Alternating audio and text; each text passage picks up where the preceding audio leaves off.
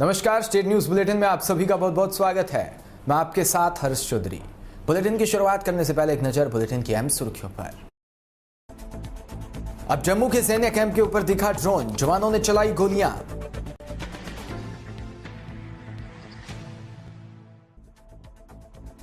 रिया दगड़ा ने जयपुर में शांति सेवा समिति के साथ मिलकर सैनिटरी नैपकिन पैड का किया अभियान शुरू।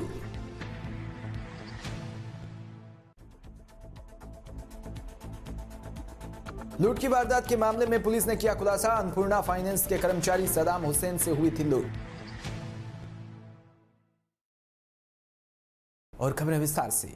जम्मू के एयरबेस पर शनिवार देर रात ड्रोन के जरिए किए गए आतंकी हमले के बाद सोमवार को सुबह फिर सेना के कैंप के ऊपर ड्रोन जैसी चीजें देखे जाने का दावा किया गया।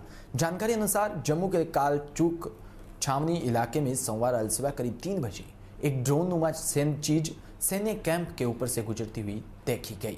सेना के जवान कैंप के भीतर और आसपास के इलाकों में उस जगह को तलाश रहे हैं जहां ड्रोन के गिरने की संभावना है। ऐसे में उसकी तलाश जारी है। बता दें कि शनिवार देर रात आतंकियों ने अनमैड एरियल व्हीकल यानी ड्रोन की मदद से एयरबेस पर विस्फोट गिराया था। पाकिस्तानी आतंकवादियों ने महत्वपूर्ण प्रतिष्ठानों को निशाना बनाने के लिए पहली बार ड्रोन का इस्तेमाल किया है। पहला विस्फोट शनिवार देर रात 1:40 के आसपास हुआ, जबकि दूसरा उससे 6 मिनट बाद हुआ। अफसरों ने बताया कि इस बम विस्फोट में 2 वायुसेना कर्मी घायल हुए हैं। उन्होंने बताया कि पहले धमाके में शहर के बाहरी सतवारी इलाके में भारतीय वायुसेना द्वारा संचालित हवाई अड्डे के उच्च सुरक्षा वाले तकनीकी क्षेत्र में एक मंजिला इमारत की छत को नुकसान हुआ, जबकि दूसरा विस्फोट 6 मिनट बाद जमीन पर हुआ था।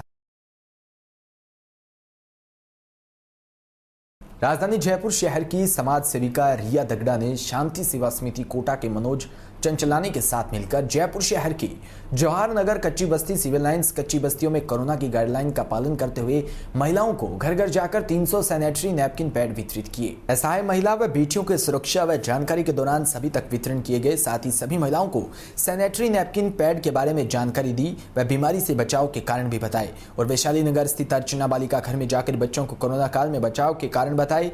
आश्रम की छोटी लड़कियों को सैनिटरी नैपकिन पैड दिए व बच्चों को चॉकलेट खाने के लिए भी दी और जूस के पैकेट भी प्रदान किए गए। रिया दगड़ा ने बताया कि सैनिटरी नैपकिन पैड का अभियान लगातार चलता रहेगा। रिया दगड़ा कोरोना काल में लगातार लोगों की सेवा कर रही है। खबर श्री गंगानगर से, जहां विजयनगर निकटवर्ती गांव 17 जीबी के पास 21 जून को अज्ञात बाइक सवारों की ओर से फाइनेंसर कंपनी से की गई लूट मामले का खुलासा करते हुए पुलिस ने आरोपियों को गिरफ्तार कर लिया। थाना अधिकारी रामेश्वर लाल बिश्नोई ने बताया कि आरोपी गांव 18 जीबी के अशोक नायक ने रायसिंह नगर की अन्नपूर्णा फाइनेंस कंपनी के कर्मचारी सदाम हुसैन की कई दिनों तक रेकी की, जिसके बाद आरोपी ने जेतसर थाने के गांव 18 एसडी के मनप्रीत सिंह उर्फ मन्ना पुत्र लाभ सिंह व हनुमानगढ़ टाउन के मोहन मगरी के पवन नायक को साथ लिया। आरोपी 21 जून दोपहर लगभग 12:30 बजे गांव 17 जीबी के पास पिस्तौल दिखाकर बैग सहित 15,514 रुपए लूटकर फरार हो गए थे।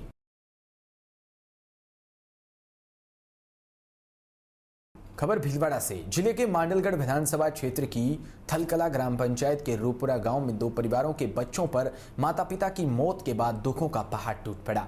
रोटी के लिए तरसते इन मासूमों की बेबसी सुनकर हर किसी की आंखें झलक जाती है। आस पड़ोस के लोग से जो भी मिल रहा है वो खाकर गुजारा कर रहे हैं और बच्चों की कहानी सरकार की योजनाओं और गरीब बच्चों के लिए काम करने वाली सामाजिक संस्थाओं की पोल खोल कर रख देगी। 2 परिवारों की मुखिया व पत्नी की मौत के बाद उनके मासूम बच्चे दर दर की ठोकरें खाने को मजबूर है। इनको कोई भी सरकारी योजना का लाभ नहीं मिल रहा, जिससे नन्हे बालक बालिकाओं के सामने समाज व सिस्टम का गैर जिम्मेदाराना रूप का दर्द आंखों में साफ झलकता है। मांडलगढ़ पंचायत समिति की थलकला ग्राम पंचायत के रूपपुरा कहारों का गांव निवासी सतु कहार की 2 साल पहले खेत पर फसल निकलवाते समय थ्रेसर मशीन में आ जाने से मौत हो गई। 4 मासूम बच्चों के पिता की दर्दनाक मौत के बाद उसकी पत्नी माया ने मजदूरी करके बच्चों को पाला, पर पति की मौत के 1.5 साल बाद ही बीमारी के चलते पत्नी माया की भी मौत हो गई। पत्नी माया दोनों के गुजर जाने के बाद उनके मासूम बच्चे आज भूखे प्यासे दर दर की ठोकरें खाने को मजबूर है।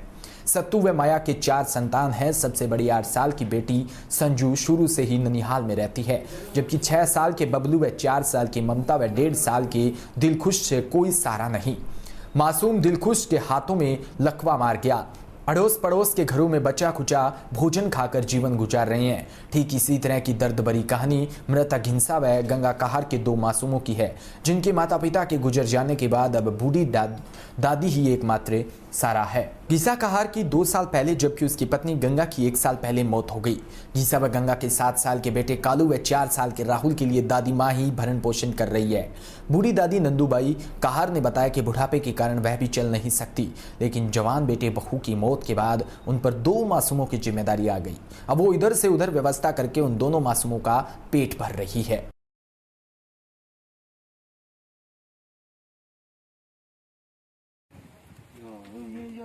अब थे जान गया आज गाल काचे गांव में रोता भैया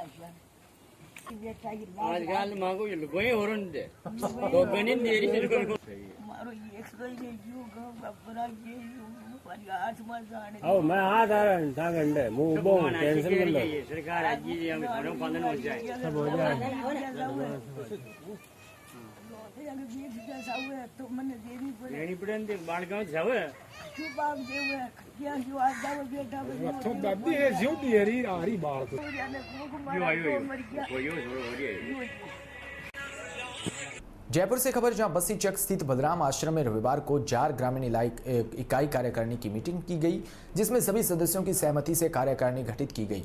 मीटिंग के दौरान विधायक बस्सी टीम द्वारा सभी पत्रकारों का माला व साफा पहनाकर कोरोना योद्धा के रूप में सम्मानित किया गया। इस दौरान अध्यक्ष पद पर ब्रजमोहन शर्मा, वरिष्ठ उपाध्यक्ष हनुमान जायसवाल को व उपाध्यक्ष पद पर चंद्रमोहन शर्मा, संवाददाता डीपीके न्यूज को सर्वसम्मति से मनोनीत किया। इस दौरान पत्रकार चंद्रमोहन शर्मा ने पत्रकार साथियों से कहा कि आप सभी स्वतंत्र रूप से अपने क्षेत्र में पत्रकारिता करें, निष्पक्ष रूप से खबरें दिखाएं। अगर इसी बीच आपको कोई डराता धमकाता या किसी प्रकार की अड़चन आती है तो तुरंत हमें सूचित करें। तत्काल प्रभाव से ऐसे व्यक्ति के खिलाफ उचित कानूनी कार्रवाई की जाएगी। कार्यकारिणी का विस्तार करते हुए महासचिव बनवारी लाल प्रजापति व किशन बेनीवाल और सचिव नागराम शर्मा और मीडिया प्रभारी महेश शर्मा और कोषाध्यक्ष अमित नाटाणी व मंत्री रतन सिंह राजावत और महामंत्री संतोष सैनी सहित एक टीम बनाई गई। वहीं ईश्वर सैनी, शुभम शर्मा सहित विधायक लक्ष्मण टीम बस्सी के सदस्य मौजूद रहे।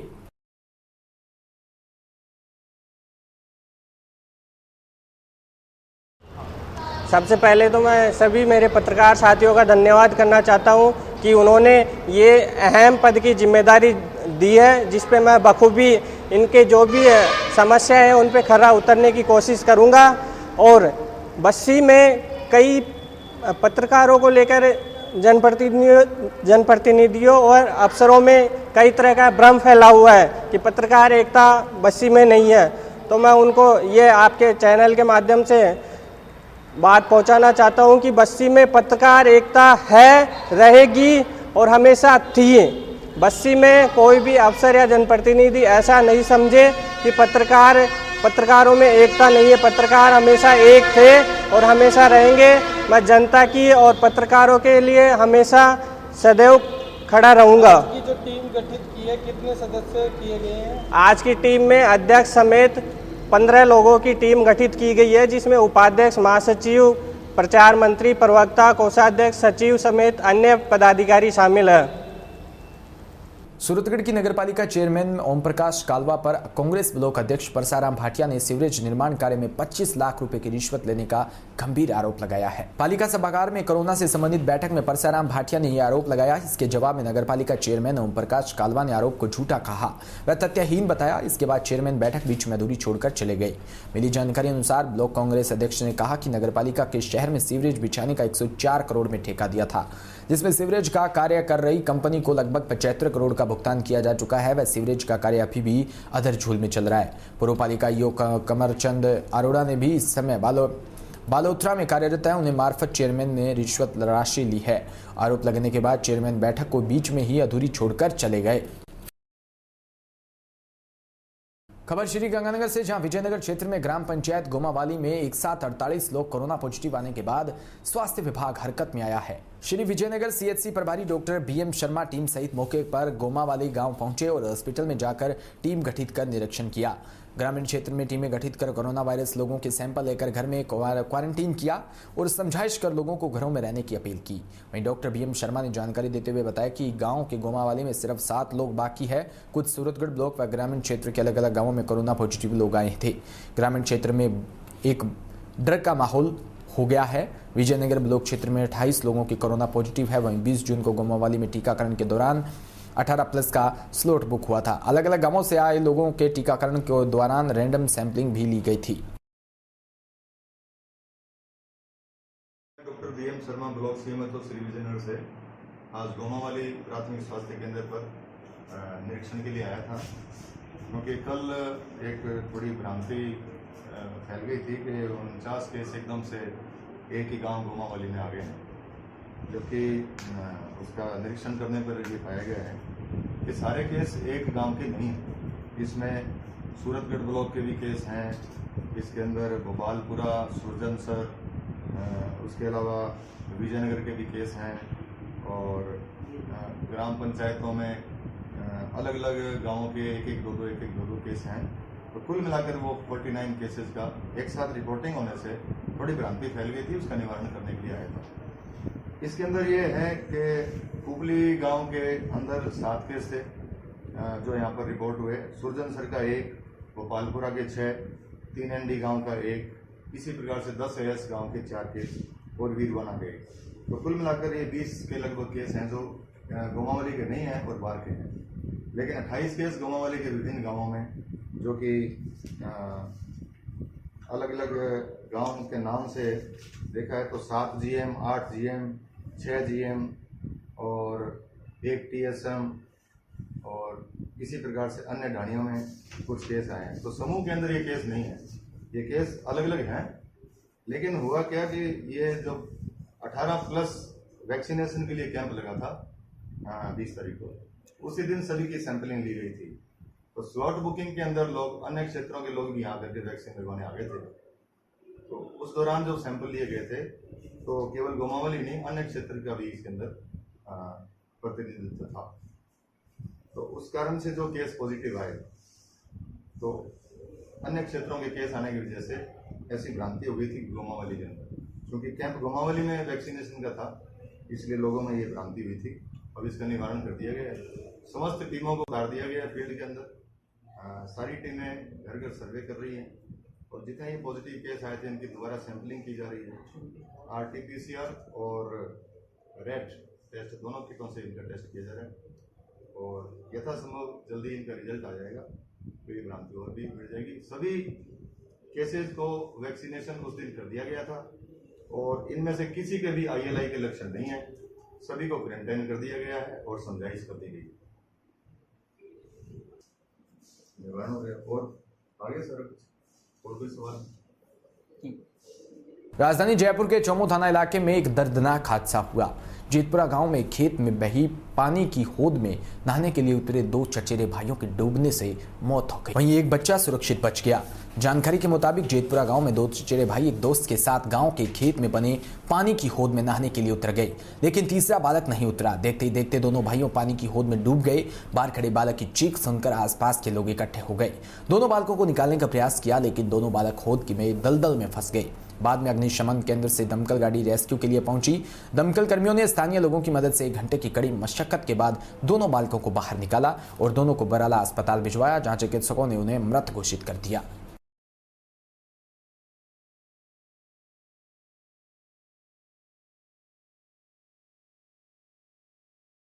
जालौर के सियाना से खबर। सरकार की ओर से जारी की गई आकोली नदी में बजरी खनन को लेकर लीज धारक की ओर से नदी में बजरी खनन का ठेका, जिस शर्तों के तहत ठेका मिला उस शर्तों का उल्लंघन कर नदी से कई टर्बों में बजरी भरकर करीब 2 किलोमीटर दूर एक खेत में किराए पर लेकर उस खेत में बजरी को रखे जाने की सूचना पर रविवार को ग्रामीणों ने नदी में जाकर ठेकेदार को बजरी खनन को रुकवाकर खनन के नियमों के खिलाफ बताकर काम को रुकवाया।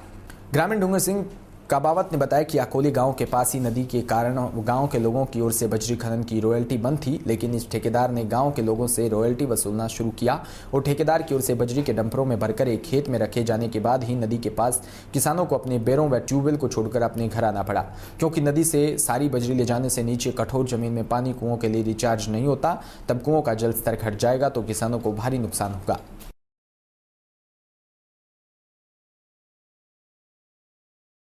मकराना से खबर जहां रविवार को प्रशासन व पुलिस द्वारा खुली मिली दुकानों को सीज करने की कार्रवाई की गई।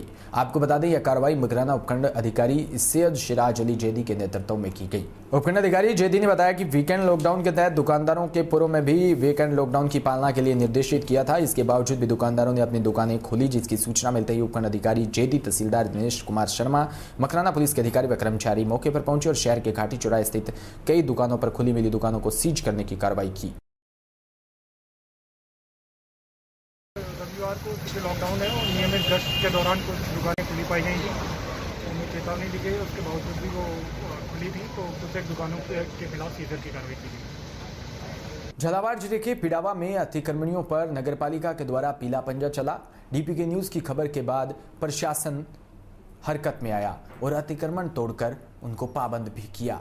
पिडावा में भूमाफियाओं के द्वारा सक्रिय सरकारी भूमि पर हो रहे अवैध अतिक्रमण से संबंधित खबर दिखाने के बाद उच्च अधिकारियों ने मामले को गंभीरता से लेते हुए एसडीएम उमेद सिंह द्वारा पालिका प्रशासन को अतिक्रमण हटाने के निर्देश दिए, जिस पर नगरपालिका कर्मचारी मौके पर पहुंचकर अतिक्रमण को ध्वस्त किया, जिसे देखने के लिए लोगों की भीड़ जमा हो गई।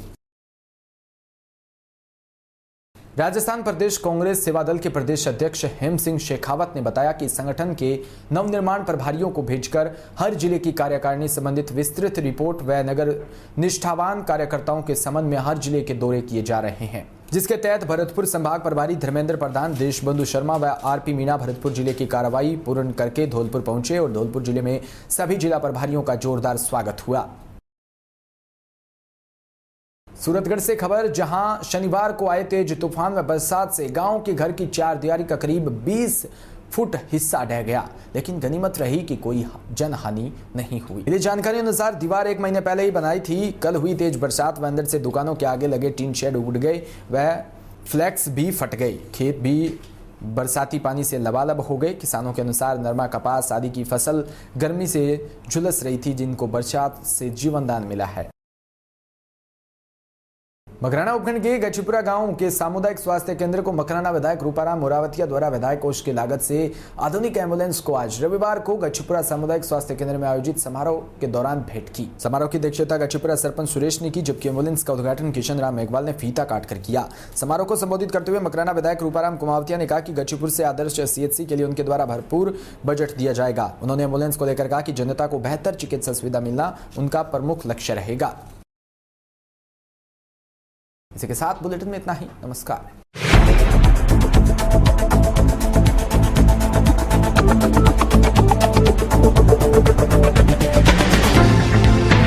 देश और दुनिया के साथ ही समय राजस्थान